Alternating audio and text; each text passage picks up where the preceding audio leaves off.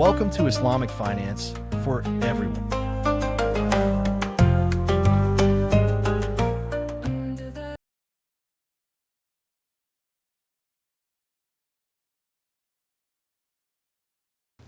Assalamu alaikum warahmatullahi wabarakatuh and welcome back to Islamic Finance for everyone. We've covered definitions, evidence and types of Gharar.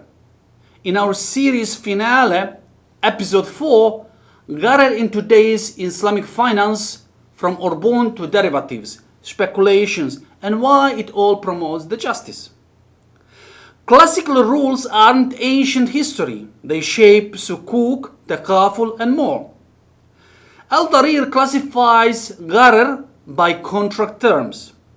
2 sales in 1. Hadith Bensit prohibited 2 sales in 1. Example: 100 of cash or 110 differed without the choice specified. This is uncertain price. Urbun, earnest money. Buyer pays the deposit, loses if backing out. Mostly prohibited. Gharar plus unearned gain. But al-Zuhayli allows via custom, urf, common in Islamic sales now. Conditional, mudaf sales. House next month, price or condition changes or voided. These prevent ambiguity in Murabahah or Ijarah. Ignorance voids. For example, unknown gender or type. Example, animal for $100. Quantity, identity, delivery. Example, runaway goods, debt for debt. Hadith says, do not sell what is not with you. Exceptions are Salam and Istisna, as mentioned and specified earlier. Applies to forwards, prohibited if not Salam, or unseen goods, needs description.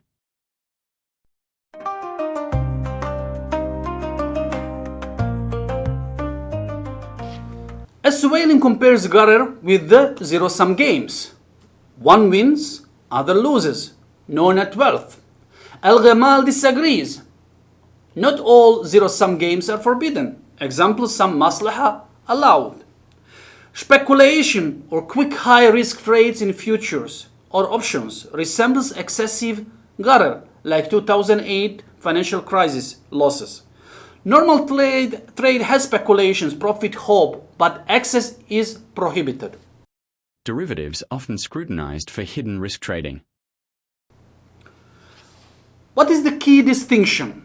Khatar, risk, is beyond control, commendable for sharing. Maxims: al-ghunmu bil-ghurmi, profit with risk. Al-kharaju bil-daman, gain goes with liability. Gharar is self-created excessive uncertainty. Islamic finance favors risk-sharing, mudaraba, musharaka, or trading. Takaful shares risk. Conventional insurance trades it. With regards to ulama, they try to prevent hostility, litigation, exploitation. Ibn Taymiyyah compares it to corruption if no greater maslaha exists. Al-Ghamal compares it with economic inefficiency from mispriced risk. Goal is full consent, transparency and fairness. That's why Islamic finance thrives. Justice over zero-sum games. What about Urbun in property? The deposit is capped if there is no purchase. Is it Gharar? Borderline, many IOF approved if there is a mutual consent. But options where buyer has a choice, a seller takes the risk.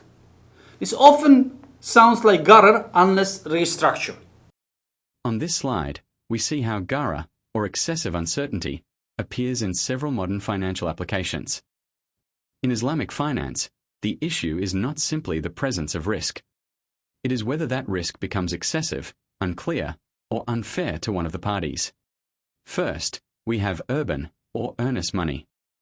Here, there is some uncertainty about whether the transaction will be completed. But it may still be accepted through custom, or urf, when it is used fairly and transparently. Next are derivatives and options. These are often viewed more critically because they can become zero-sum risk trades, where one party's gain is directly another party's loss. That is why many scholars see them as problematic from a Sharia perspective. Then we have Salam and Istisna. These contracts are important exceptions. Although they involve deferred delivery, they are generally allowed because the terms are clearly specified, and they serve a real economic purpose, especially in production and manufacturing. By contrast, speculation in futures raises a stronger concern. Here, the uncertainty is often excessive, and the contract may resemble betting on price movements rather than real trade. That is why this kind of activity is usually discouraged. Finally, we have takaful. This is preferred because it is based on risk sharing rather than risk transfer. Instead of one party benefiting from another's loss, participants cooperate in a shared pool of support.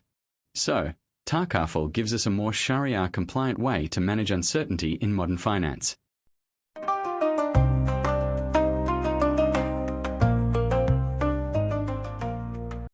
So, what do we need to do?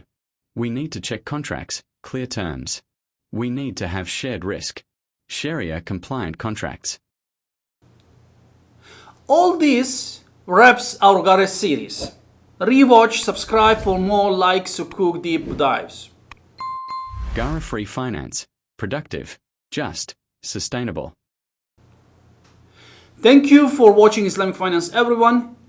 If this video helped you better understand Islamic finance, please like the video, subscribe to the channel, and share it with your friends, colleagues, and network. And follow us on our social media platforms for more practical Islamic finance insights. And join us in the next episode as we continue this journey together.